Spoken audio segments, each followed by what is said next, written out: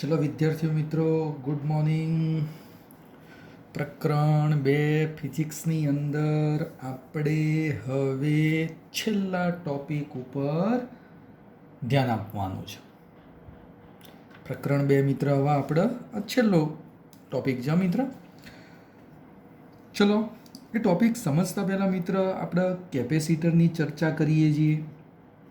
બધા વિદ્યાર્થીઓને ખબર જ છે કે ભાઈ આપણે કેપેસિટરની ચર્ચા કરીએ છીએ. મિત્ર, કેપેસિટરમાં માની લો આ એક ગોળા ઉપર ક્યુ વિદ્યુત ભાર છે અને આ ગોળાનું વિદ્યુત સ્થિતિમાન V હોય તો આ ગોળાનું કેપેસિટર એક તંત્ર થયું બકા, અને એનું કેપેસિટન્સ Q/V કરીને એક સૂત્ર આપણે તમને ભણાવી દીધેલું હતું, અને એના ઉપરથી યાદ કર R/K કરીને એક સૂત્ર પણ સમજાયું હતું. હા, કોઈ વિદ્યાર્થી કે સાહેબ K બરાબર 1/4πε0, ε0 ઉપરને લઈ જઈએ આખું તો 4πε0R કરીને પણ સૂત્ર બનતું હતું. આ ગોળાનું કેપેસિટન્સ હતું. પણ મિત્ર, આ ગોળાનો વિદ્યુતભાર મારે વધારવો છે તો એના ઉપરથી મેં એક સમાંતર પ્લેટ કેપેસિટરની રચના કરી. બે પ્લેટો હતી, બે પ્લેટો વચ્ચેનું અંતર D હતું, ક્ષેત્રફળ A હતું, અને એ પ્લેટોનો વિદ્યુતભાર એક +Q એક -Q. તો આ પરિસ્થિતિમાં કેપેસિટન્સ C ε0A/D કરીને સૂત્ર આપણે તમને સમજાવી દીધું. યાદ રાખજો, આ સમાંતર પ્લેટ કેપેસિટરના કેપેસિટન્સનું સૂત્ર આ લઈ શકાય. અને સાંભળ, આ પણ કારણ કે વિદ્યુતભાર મિત્ર કેપેસિટરનો Q લેવાનો અને બે પ્લેટો વચ્ચે વિદ્યુત સ્થિતિમાનનો તફાવત V લઈએ ને તો આ પણ સૂત્ર અમુક જગ્યાએ ઉપયોગી બનતું હોય છે.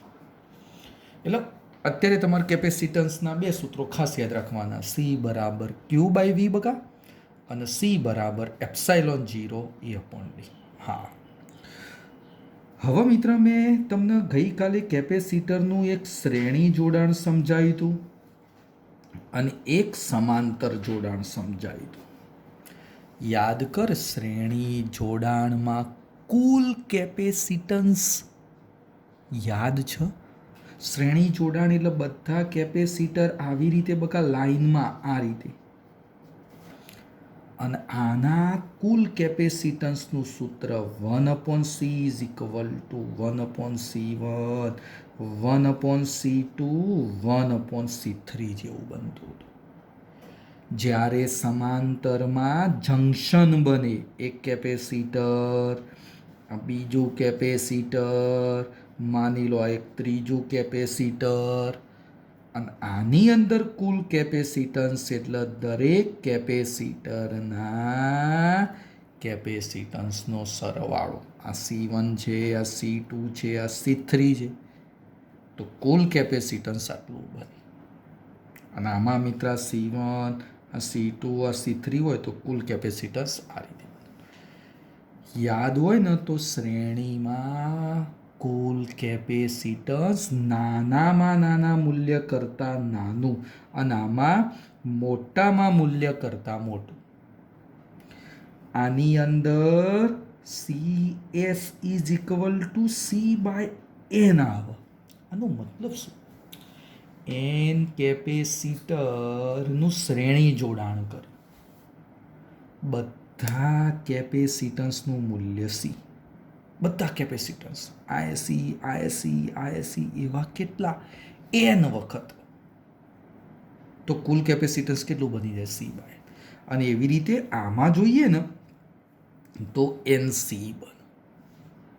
તમને પરીક્ષામાં પૂછાય. ચલો એક એક્ઝામ્પલ, સિમ્પલ, ખાલી સમજવા માટે બકા. ધ્યાનથી જુઓ. 10 કેપેસિટર એનું શ્રેણી કર્યું અને પછી એનું સમાંતર કર્યું.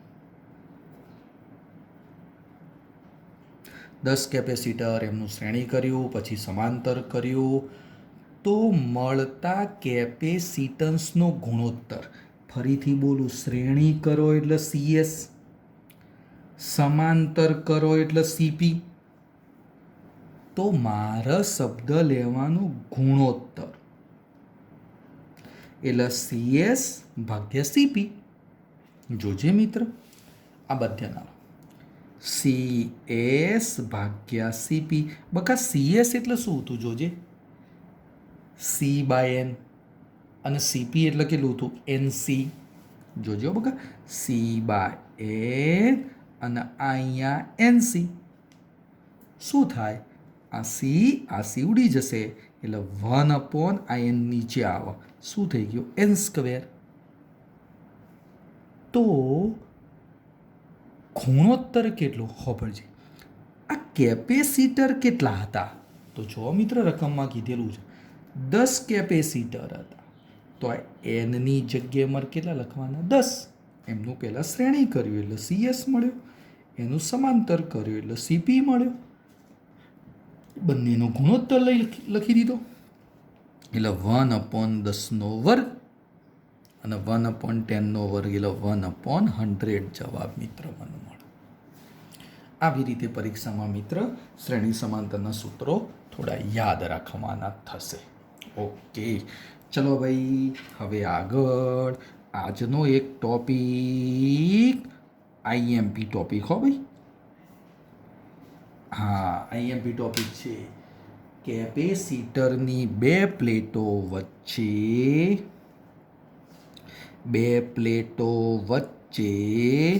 સંગ્રહિત ઉર્જાનું સૂત્ર મેળવો. બે પ્લેટો વચ્ચે સંગ્રહિત ઉર્જાનું સૂત્ર મિત્ર મારે મેળવવાનું છે. બધાની નજર હવે અહીંયા. માની લો મિત્ર, મેં બે પ્લેટો દર્શાવી દીધી. શું દર્શાવ્યું, કેપેસિટરની બે પ્લેટો દર્શાવી. હા, અત્યારે પ્લેટ ઉપર કોઈ જ વિદ્યુત ભાર નથી, કોઈ જ વિદ્યુત ભાર નથી. હવે ધ્યાનથી સમજજે, હું શું કરું છું, માની લો આ એક પ્લેટ ઉપરથી મિત્ર DQ' જેટલો ધન વિદ્યુત ભાર આ પ્લેટ નંબર 2 કહી દઉં છું, આ પ્લેટ નંબર 1 કહી દઉં છું. આ ધન વિદ્યુત ભારને મારા પહેલી પ્લેટ ઉપર લઈ જવો છે. તો મિત્ર એ વિદ્યુત ભારને બીજી પ્લેટ ઉપરથી પહેલી પ્લેટ ઉપર લઈ જવા માટે કંઈક કાર્ય કરવું પડે. ફરીથી બોલું છું ભાઈ, વિદ્યુત ભારને બીજી પ્લેટ પરથી પહેલી પ્લેટ પર લઈ જવા માટે શું કરવું પડશે, કાર્ય. અને આ જે કાર્ય કરશો એ બે પ્લેટની વચ્ચે ઉર્જા સ્વરૂપે સંગ્રહ પામ. આ કાર્ય બે પ્લેટ વચ્ચે ઉર્જા સ્વરૂપે શું થાય છે, સંગ્રહ પામે છે. એટલે મારા કાર્ય શોધવાનું તો ઓટોમેટિક મિત્ર મન સંગ્રહિત ઉર્જા મળી જાય. એટલે મારે શોધવાનું શું થશે, કાર્ય. હવે ધ્યાન આપજો, બરોબર ધ્યાનથી સમજો. ચલો, હું એમ કહી દઉં છું, ઓકે સાહેબ, તમે આકૃતિ દર્શાવી. આ આકૃતિ અહીંયા થોડું ધ્યાન આપી દો. સ્ટાર્ટિંગમાં વિદ્યુત ભાર મિત્ર 0 હતો, આ પ્લેટ ઉપર 0 હતો. હવે ધીમે ધીમે મેં પેલો DQ' વિદ્યુત ભાર લઈ જવાનું શરૂ કર્યું. ધીમે ધીમે બીજી પ્લેટ પરથી પહેલી પ્લેટ તરફ વિદ્યુત ભારને લઈ જવાનું શરૂ કરી દીધેલું છે. હવે થોડા સમય પછી ધ્યાનથી જો ભાઈ, આ બીજી પ્લેટ હતી, આ પહેલી પ્લેટ હતી.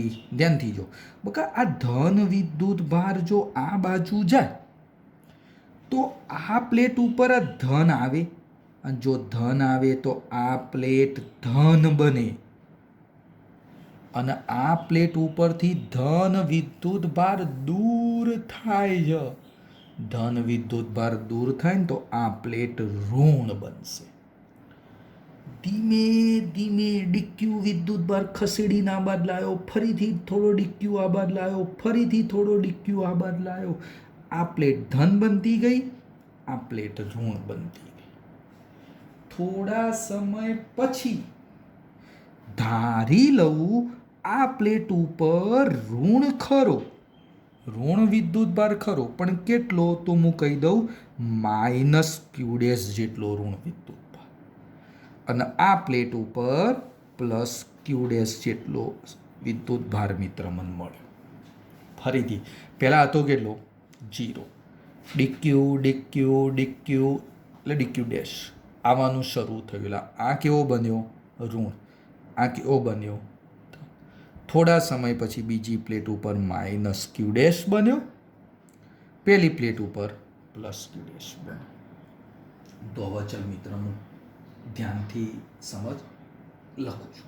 ચલો, આ પરિસ્થિતિમાં માની લો બે પ્લેટ વચ્ચે વિદ્યુત સ્થિતિમાનનો તફાવત V ડેશ બને છે, અને આ કેપેસિટરનું કેપેસિટન્સ માની લે C બની.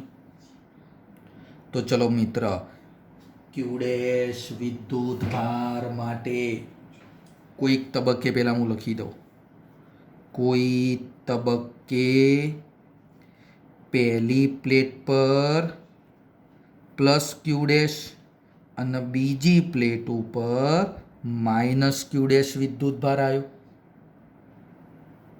તો મિત્ર બે પ્લેટ વચ્ચે વિદ્યુત સ્થિતિમાનનો તફાવત હું લખી દઉં V ડેશ. હા, V ડેશ કેટલો લખાય, V ડેશ કેટલો લખાય તો આપણે બધા જાણીએ છીએ કેપેસિટન્સ C બરાબર Q dash by V dash. તો ધેરફોર V ડેશ બરાબર ક્યુ ડેશ અપોન C. કેટલો બકા?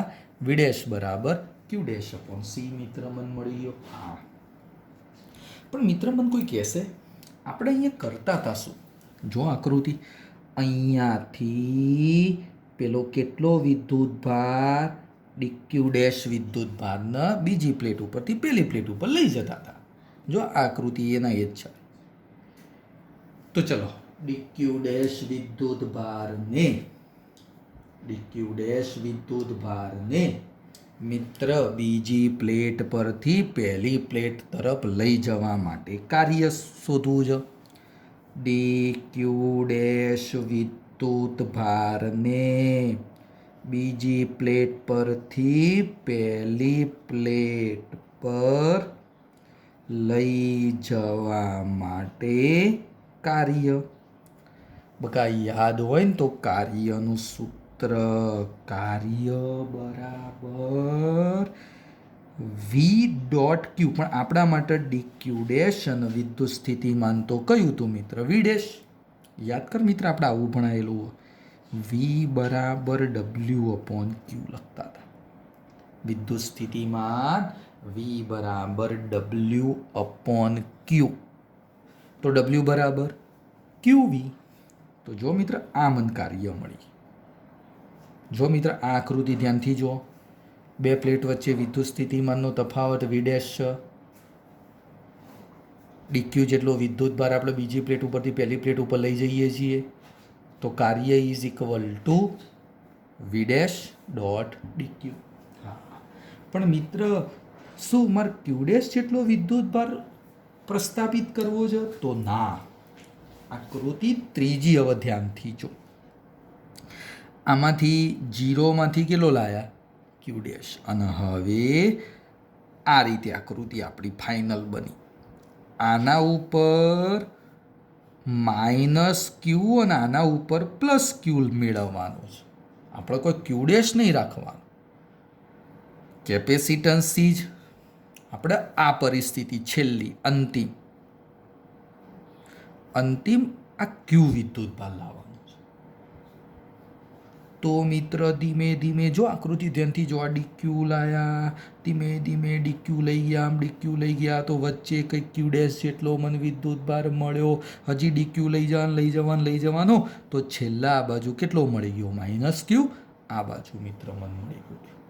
તો તમારું આ કાર્ય વિદ્યુત ભારને બીજી પ્લેટ ઉપરથી પહેલી પ્લેટ ઉપર લઈ જવો છે. પણ કેટલો વિદ્યુત ભાર? તો જો મિત્ર આ જીરો વિદ્યુત ભાર હતો અને ત્યાંથી ક્યાં સુધી લાવવાનો? ક્યુ સુધી. ડીક્યુ કરી જીરોથી ક્યાં સુધી? ક્યુ સુધી વિદ્યુત ભાર લાવવાનો. આપણે સૂક્ષ્મ વિદ્યુત ભાર કેટલો લઈ જઈએ? ડીક્યુ. ચલો થોડો ડીક્યુ લઈ ગયા, બીજો થોડો ડીક્યુ લઈ ગયા, ત્રીજો થોડો ડીક્યુ લઈ ગયા. એવો ક્યાં સુધી લેવાનો? ક્યુ સુધી લેવાનો. તો આવા મિત્ર થોડા કાર્ય કરતા રહો અને પછી જીરોથી ક્યુ સુધી કુલ કાર્ય લખવાનું થશે. આ પેલો નાનકડો થોડોક જ વિદ્યુત ભાર ડીક્યુ ડેશ લઈ જવા માટેનું કાર્ય, પણ મારે તો જીરોથી ક્યુ સુધી વિદ્યુત ભાર લઈ જવો છે. તો ચલો મિત્ર હું લખું છું, જીરોથી ક્યુ વિદ્યુત ભારને બીજી પ્લેટથી પહેલી પ્લેટ પર લઈ જવા માટે કરવું પડતું કુલ કાર્ય. તો ચલો મિત્ર આ બાજુ ધ્યાનથી જોવો. ચલો કુલ કાર્ય W સંકલન જીરોથી ક્યુ અને નાનકડું કાર્ય મિત્ર કયું હતું? DW. બસ હવે કિંમત મૂકી દેવાની જીરોથી ક્યુ. ચલો બકા DW એટલે કેટલા હતા? જો આગળ DW એટલે V ડેશ, અરે જો ભાઈ V dash into DQ dash, V dash into DQ dash. હજી એ બકા ધ્યાનથી જુઓ, જીરોથી ક્યુ. ચલો V ડેશ કેટલા આપણે આગળ લખ્યા હતા? જો આરે V ડેશની જગ્યાએ ક્યુ ડેશ અપોન સી, ક્યુ ડેશ અપોન સી, આ ડી ક્યુ ડેશ. આમાં મિત્ર 1/c અચળ છે. આ સી બકા કેપેસિટન્સ તો અચળ રહે, એના બદલાય.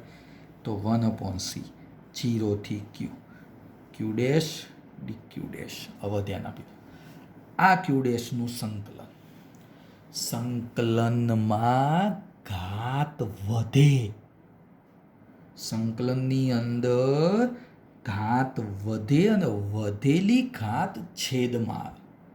વિકલનમાં શું થાય? માની લો x ની 2 ઘાત, તો વિકલનમાં ઘાત આગળ આવે અને એક ઘાત ઘટી ગઈ. જ્યારે સંકલનમાં ઘાત વધી અને વધેલી ઘાત નીચે આવે તો અહીંયા જો મિત્ર આ ક્યુનું ડીક્યુની સાપેક્ષે સંકલન, તો ઘાત વધારો સ્ક્વેર થઈ ગઈ, એક ઘાત હતી અને વધેલી ઘાત મિત્ર સ્ક્વેર કયો ગયો નીચે, લિમિટ જીરોથી ક્યુ. ચલો મિત્ર એમાં હવે અપર લિમિટ મુકાવો. આ ક્યુની જગ્યાએ આ અપર લિમિટ આવે ભાઈ, તો આ ક્યુ ડેશની જગ્યાએ અપર લિમિટ એટલે ક્યુ સ્ક્વેર બાય 2 અને લોઅર લિમિટ કઈ આવી જશે? 0. તો સાદું રૂપ છેલ્લા 0 તો લખતા નથી, તો કયું થઈ ગયું? Q square upon 2c. અગત્યનું સૂત્ર. આ તમે જે કાર્ય કર્યું એ કાર્ય કેપેસિટરની 2 પ્લેટો વચ્ચે સંગ્રહિત થશે ઉર્જા સ્વરૂપે. તો હવામાં લખવું હોય તો કાર્ય જેટલી ઉર્જા કેપેસિટરની 2 પ્લેટો વચ્ચે સંગ્રહિત થશે.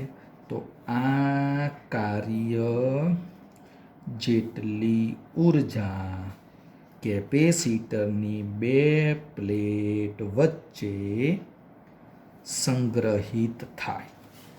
ઓકે, તો ચલો હવે સંગ્રહિત થઈ ગઈ. તો ચલો સંગ્રહિત ઉર્જા U બરાબર Q square upon 2c.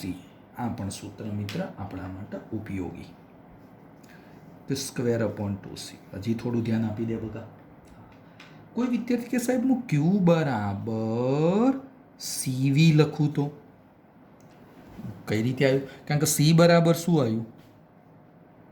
Q by વી. તો ક્યુ બરાબર શું બોલાય? સીવી. ચલો લખાવજો.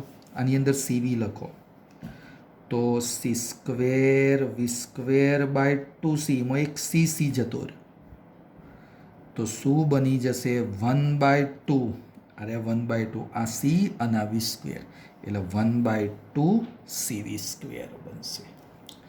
આ મિત્ર બીજું સૂત્ર આવી ગયું ઉપયોગી. હો ભાઈ, 1/2 સીવી સ્ક્વેર પણ બોલાય. શું બોલાશે? 1/2 સીવી સ્ક્વેર બોલાશે. અને હજી એ ત્રીજું સૂત્ર માની લો આ સીની જગ્યાએ મિત્ર હું શું લખી દઉં? તો ક્યુ બાય વી લખાવજો. તો U is equal to 1/2 Q by V અને આ વી સ્ક્વેર એમાંથી વી જતો રહે. તો ત્રીજું સૂત્ર કયું આવે? 1/2 ક્યુ વી. આ ત્રીજું સૂત્ર. આ ત્રણ મિત્ર શું કહેવાય? કેપેસિટરમાં સંગ્રહિત ઊર્જા. ચલો ફરીથી ઝડપથી એક વખત ધ્યાન આપી દો. હા, પહેલા પરિસ્થિતિમાં વિદ્યુતભાર કેટલો હતો? 0. હા, પછી મેં શું કર્યું? ડીક્યુ વિદ્યુતભાર બીજી પ્લેટ ઉપરથી પહેલી પ્લેટ ઉપર લઈ જવાનું શરૂ કર્યું. ધીમે ધીમે ધીમે ધીમે ધીમે ધીમે લઈ જવાનું શરૂ કર્યું. તો કાર્ય બરાબર વી ડોટ ડીક્યુ એટલે આપણા માટે વી ડેશ ડોટ ડીક્યુ. હા, તો વી ડેશ શું આવ્યું? તો જ્યારે આમ લઈ જતા હતા ને તો વચ્ચેની એક પરિસ્થિતિ દર્શાવી કે જેમાં બે પ્લેટ વચ્ચે વિદ્યુત સ્થિતિમાનનો તફાવત વી ડેશ, એક પ્લેટ ઉપર માઇનસ ક્યુ ડેશ અને એક પ્લેટ ઉપર પ્લસ ક્યુ ડેશ. તો V dash is equal to Q dash અને કેપેસિટન્સ કેટલું છે? બકા સી. હા, એ છે સી ના બદલાય. ક્યુ અને વીનો ગુણોત્તર કેવો રહેતો હતો? અચળ. એટલે સી અચળ રહે. એટલે વી ડેશ અને ક્યુ ડેશ મિત્ર આવી ગયો. મેં કાર્ય લખી દીધું. બીજી પ્લેટ ઉપરથી પહેલી પ્લેટ ઉપર લઈ જવાનું. હા, હવે ધીમે ધીમે મેં આ આકૃતિ ધ્યાનથી જો શું કરેલું છે. 0થી વિદ્યુતભાર કેટલો બનાવવાનો? ક્યુ. એટલે કેપેસિટરનો વિદ્યુતભાર કેટલો કહેવાય? ક્યુ. તો કુલ કાર્ય કેટલું? તો 0થી ક્યુ વિદ્યુતભારના બીજી પ્લેટ ઉપરથી પહેલી પ્લેટ ઉપર લઈ જવા માટેનું કુલ કાર્ય. તો આ મિત્ર મને મળી ગયું કુલ કાર્ય. IMP theory. ભાઈ ખાસ બધા વિદ્યાર્થીઓ આ થિયરી ખાસ તૈયાર કરો. હવે આના ઉપરથી મિત્ર એક બીજો શબ્દ પણ આપણે ધ્યાનમાં લેવાનો છે. ભાઈ બધા ધ્યાન આપજો. અમુક વખતે આ પાછળનો ભાગ એ પૂછાતો હોય. કેપેસિટર માટે ઉર્જા ઘનતા સમજાવો. શું સમજાવવાની? ઉર્જા ઘનતા સમજાવો.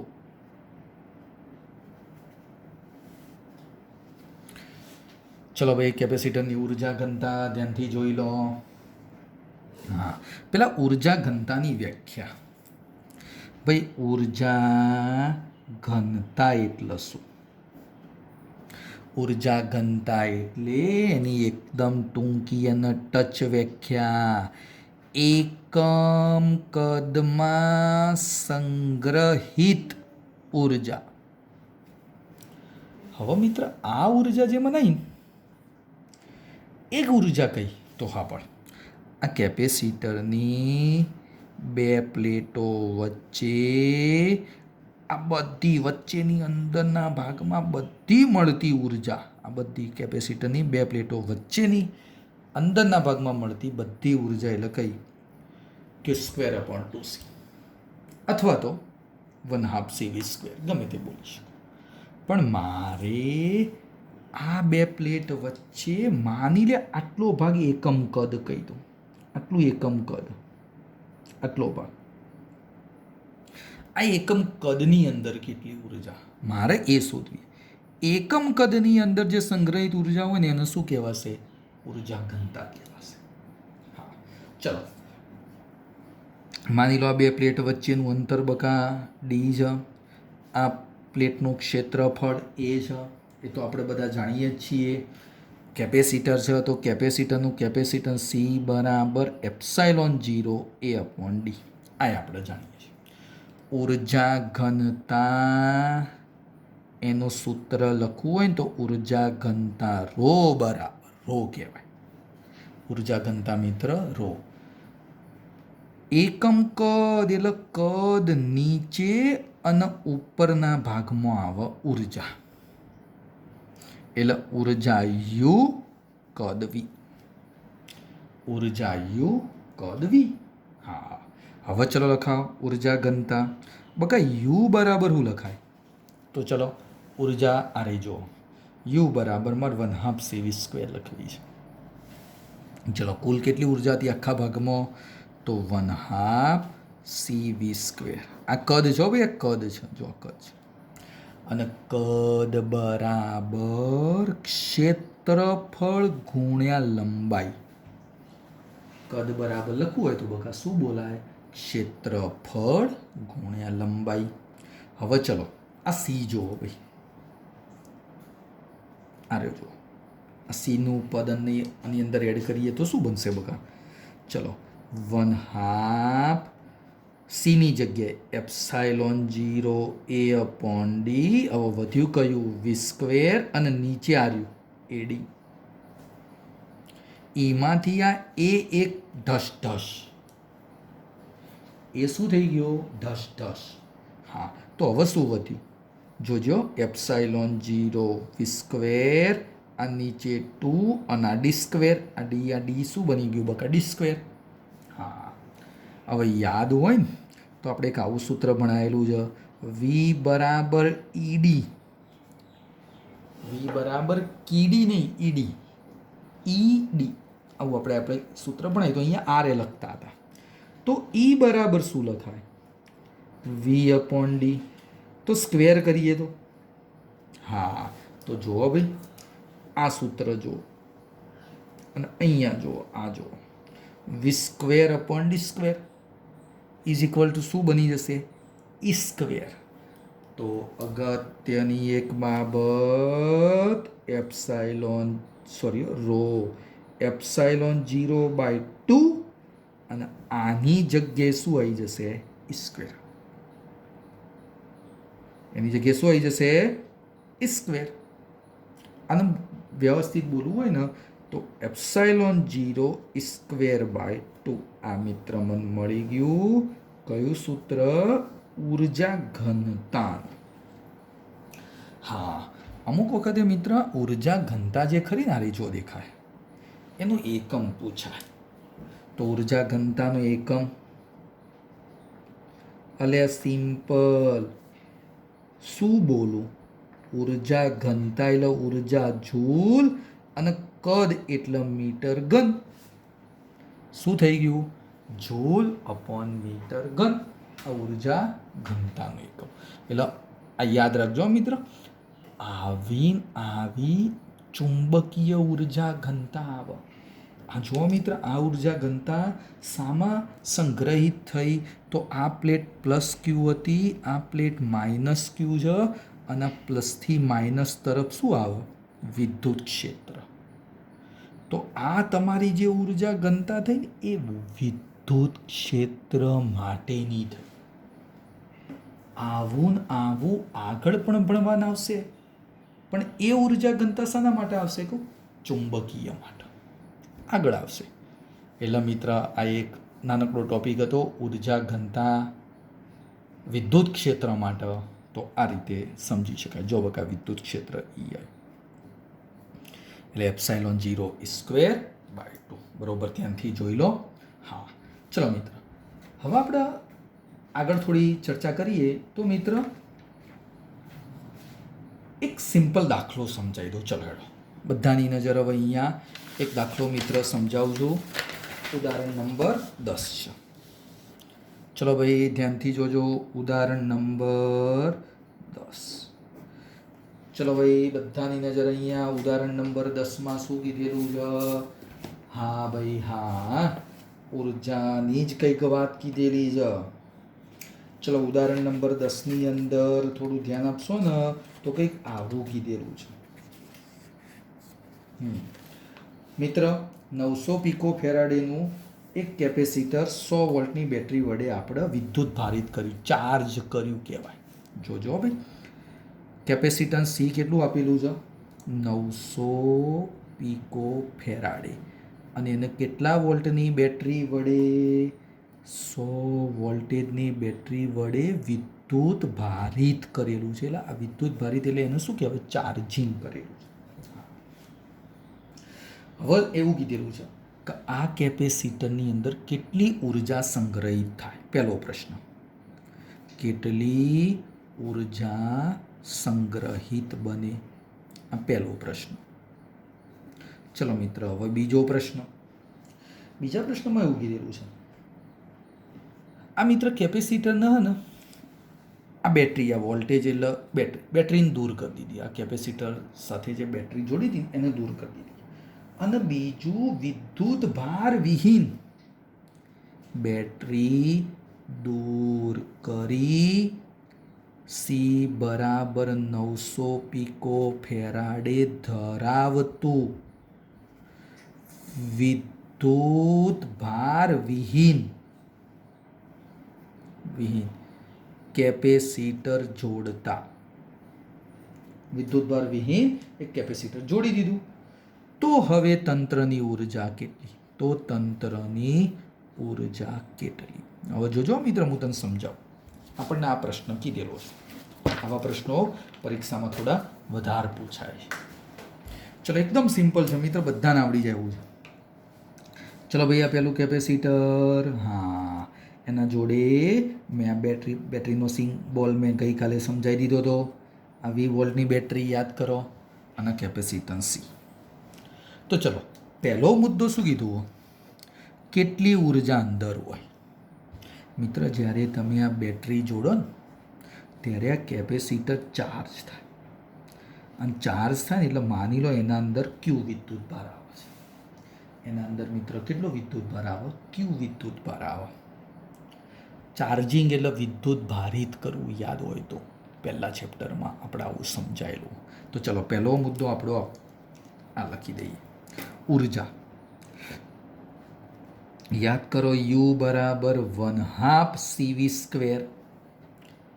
મિત્ર, તમારી જોડે સી પણ છે અને વી પણ છે. ચલો, સી કેટલો છે તો એ લખી દઉં છું અહીંયા. જો અરે 900 પિકો ફેરાડે. અને વી કેટલો છે? 100 વોલ્ટેજ. પિકો એટલે તો ખબર છે, 10⁻12. જો આને લખવું હોય તો 900 × 10⁻12 ફેરાડે. ચલો, બધાની નજર હવે અહીંયા ભાઈ, સોરી, 1/2 સી એટલે 900 × 10⁻12 અને વી 100. મિત્ર, 100નો વર્ગ એટલે કે 10⁴ લખાય. 100 એટલે 10⁵ અને એનો વર્ગ જો 20². તો ચલો, શું થશે? આ 2 મીંડા, આ 4, એટલે આમાંથી 6 જતા રહેશે. 9/2 = 4.5 × 10⁻6 જૂલ. અને આને લખવું હોય તો 4.5 માઇક્રો જૂલ આ ઉર્જા મિત્ર મને મળી ગઈ. -6 એટલે બગા કેટલા લખી શકાય? માઇક્રો. હા, આ મને પહેલો જવાબ મળી ગયો. કે સાહેબ આ ક્યુ પણ થોડા શોધી દઈએ, આગળ ઉપયોગી છે. તો ચલો, ક્યુ બરાબર, સૂત્ર એકદમ સિમ્પલ, સીવી. ક્યુ બરાબર સીવી. ચલો, સી એટલે 900 × 10⁻12. અરે જો સી. અને વી એટલે 100 વોલ્ટેજ. સાદું રૂપ આપીએ તો આ બે 4, આમાંથી 4 જતા રહે એટલે 9 × 10⁻8 કુલમ. હા, પહેલી બાબત મિત્ર જો મેં બધી લખી દીધી. હવે ધ્યાનથી જુઓ ભાઈ, આ બેટરી દૂર કરવાની અને બીજું એક આવું જ કેપેસિટન્સ આના જોડે જોઈન કરી દેવાનું સમાંતરમાં. પાછું એવું કીધેલું છે. તો જો આકૃતિ આ રીતે ફરીથી દોરું, ધ્યાનથી જુઓ. આ પહેલું કેપેસિટર તો હતું, આના જોડે વિદ્યુત ભાર ક્યુ હતો અને આમાંથી બીજું એક કેપેસિટર જોડી કે જેનું કેપેસિટન્સ પણ સી છે, આટલું જ છે. પણ આના ઉપર વિદ્યુત ભાર નથી, વિદ્યુત ભાર વિહીન કેપેસિટર છે. એટલે આના ઉપર ક્યુ છે, આના ઉપર મિત્ર વિદ્યુત ભાર નથી. તો હવે શું થાય? તો હવે જો ભાઈ આ ક્યુ જે હોય ને મિત્ર, આ બંને કેપેસિટન્સ સમાન છે. સમાન હોય તો જ આમાંથી અડધો અહીંયા રહેશે અને આ અડધો અહીંયા આવી ગયો. શું થઈ ગયું મિત્ર? અડધો અડધો વિદ્યુત ભાર વેચાઈ ગયો, કારણ કે બે કેપેસિટન્સ સમાન. એટલે કે હવે આના ઉપર કેટલો થઈ ગયો? ક્યુ ડેશ. તો આના ઉપર કેટલો થઈ ગયો? ક્યુ ડેશ. તો ક્યુ ડેશ કેટલો? કુલ વિદ્યુત ભારનો અડધો. ચલો ક્યુ કેટલો હતો? તો 9 × 10⁻8 ભાગ્યા 2 એટલે કેટલો કહેવાય? 4.5 × 10⁻8 કુલમ. આટલો વિદ્યુત ભાર મિત્ર મને કેપેસિટર ઉપર મળી ગયો. હા, તો હવે આ તંત્રની મારે કુલ ઉર્જા શોધવાની કીધી. બકા ઉર્જાનું એક સૂત્ર તને ખબર હોય ને તો જો આર્યું લખ્યું છે. કયું ભાઈ? આર્યું જુઓ. હા, બધા નજર જુઓ યાર. Q²/2C એ લખાય, આ એ લખાય અને આ લખાય. મેં આર્યું વાપર્યું, તમારે આની જરૂર છે. Q²/2C. ચલો ભાઈ, ચલો પહેલા કેપેસિટર ઉપર ઉર્જા માની લો U1, તો એના ઉપર વિદ્યુત ભાર કયો? Q dash 2C. બીજા કેપેસિટર ઉપર Q ડેશ 2C. જો બકા બીજા ઉપર વિદ્યુત ભાર કેટલો હતો? Q ડેશ જ હતો. કેપેસિટન્સ તો બંનેનું C છે એટલે 2C સમાન. તો કુલ ઉર્જા કેટલી? ચલો અહીંયા લખાઈ દો ભાઈ. કુલ ઉર્જા U બરાબર U1 વત્તા U2. ચલો U1 એટલે Q dash upon 2C, sorry Q dash square આવશે હો બકા. Q ડેશ સ્ક્વેર આવે. Q²/2C એ લીધે Q ડેશ સ્ક્વેર/2C. તો Q ડેશ સ્ક્વેર/2C, આ Q ડેશ સ્ક્વેર/2C, 2 વખત Q ડેશ સ્ક્વેર/2C. 2 જતા રહે. Q ડેશ તો શોધ્યો છે આ રહ્યો. ચલો એનો વર્ગ છે તો 4.5 × 10⁻8નો વર્ગ. અને કેપેસિટન્સ કેટલું હતું? આ રહ્યું જુઓ. લખાઈ દો. 9, આ 2 મીંડા જતા રહે એટલે આમાંથી 2 જતા રહેશે એટલે -10. એટલે કેટલા? 9 × 10⁻10 વધશે. જો આનું સાદું રૂપ આલશો તો આનું મિત્ર મને સાદું રૂપ આલવું છે તો જવાબ કેટલો આવી જશે? આનું સાદું રૂપ આલજો. છેલ્લો જવાબ સમથિંગ 2.25 × 10⁻6. આટલા જૂલ ઉર્જા બનશે. આટલા જૂલ ઉર્જા મિત્ર મન છેલ્લા જવાબમાં મળશે. આનું સાદું રૂપ આલજો. હવે જો થયું શું? ધ્યાનથી જો ભાઈ. એક કેપેસિટરની ઉર્જા કેટલી હતી? 4.5. જો આ રહ્યું 4.5 હતી. એના જેવું અહીંયા એક બીજું કેપેસિટર જોડ્યું. જો આ C હતો અને એના જેવું આ બીજું એક C વાળું જોડી દીધું, પણ આ વિદ્યુત ભાર વિહીન હતું. આ વિદ્યુત ભાર તો આમાંથી અડધો વિદ્યુત ભાર અહીંયા આવી ગયો. તો પેલી ઉર્જા એ કેવી થઈ ગઈ? અડધી. આખા તંત્રની ઉર્જા અડધી થઈ ગઈ. જો 4.5 હતી, એમાંથી કેટલી થઈ ગઈ? 2.25. એટલે આ રીતે મિત્ર આપણે સમજી શકાતું હોય છે. યાદ રાખો. કોઈ કે સાહેબ આમાં એક બીજી વસ્તુ, દરેક કેપેસિટરની ઉર્જા કેટલી? દરેક કેપેસિટરની ઉર્જા કેટલી થાય? તો જો આની અંદર કિંમત મૂકી દેવાની છે, આની અંદર કિંમત મૂકી દો તો આના કરતાં અડધી હશે. આનો જે જવાબ આવશે ને બકા એના કરતાં જવાબ કેટલો મળશે? મને પડતો નથી. પ્રયત્ન કરજો જાતે.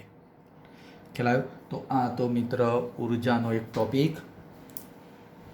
આ મિત્ર છેલ્લો જ એક ટોપિક હતો. ના, જે મિત્ર એક ટોપિક બાકી છે એ આપણે નેક્સ્ટ ટાઈમની અંદર પૂરું કરી દઈશું. એટલે ચેપ્ટર નંબર 2 એની બધી બાબતો આપણા માટે પૂરી થઈ જશે. મિત્રો ખાસ કહું છું, હજી પરિસ્થિતિ ખરાબ છે. તમે જાતે તૈયારી કરો. વિડીયો એક વખત ના સમજાય તો બીજી વખત જુઓ, સમજવાનો પ્રયત્ન કરો, અલગ નોટ બનાવતા જાઓ. આની અલગ નોટ બનાવો. વિડીયો જોતા જાઓ, અલગ નોટ બનાવતા જાઓ. ના સમજણ પડે તો ફરીથી જુઓ, તો જ મિત્ર તમને ખ્યાલ આવશે. ખ્યાલ આવ્યો? આટલા સુધી આજે આપણે રાખીએ છીએ. Okay, thank you.